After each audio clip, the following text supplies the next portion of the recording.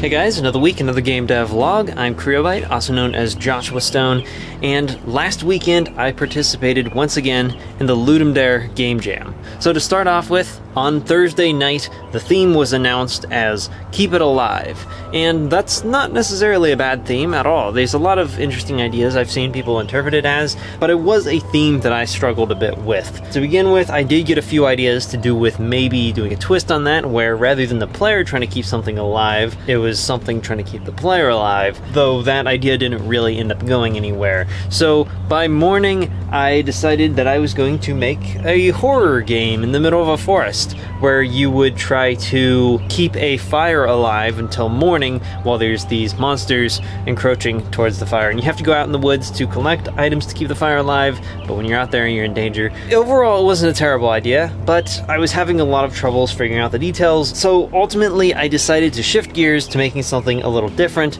and that was a first-person shooter, which is something that I've kind of dabbled with in the past, but never really actually done. So as quick as possible, I got the first-person controller together, got them holding a gun, got an enemy standing in front that kind of followed, but I didn't make a whole lot of progress on the first day. So on day two, I worked on like a lot of the different effects and interactions. There's a lot of different stuff that goes into making a juicy, reactive experience for a game like this. So there's all the bullet hits, there's the trails, the flashes on the screen, the redness to indicate your health, and the camera shake, which I added a little later on. But throughout all this, I was also making sound effects and working on some music for the game. So yeah, pretty hectic at this point. I was reaching the end of day two, and I didn't really have a game yet.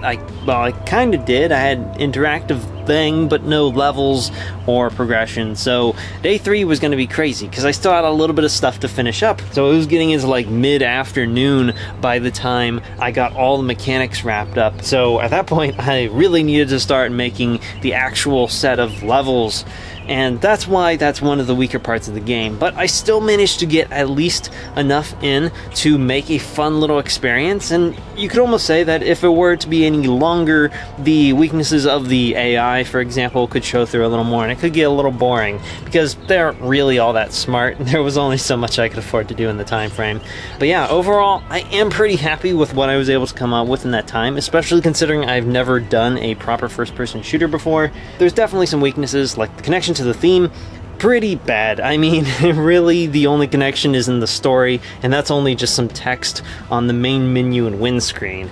So could have done a lot better on that front, but overall, pretty decent game, pretty fun. It has its weak points like the story and menus and all that, but generally it's a fun little game. I've made much worse. So yeah, overall, not too bad. So anyway, that is going to have to be it for today. So as always, I do thank the contributors over in the Lightwolf Studios Patreon. If you want to check it out for yourself, the link is down in the description below, along with the link to the Everybody It's Universe Patreon. If you want to help support the project, get some rewards in return, that'd be greatly appreciated. But yeah, I'll see you around. Goodbye.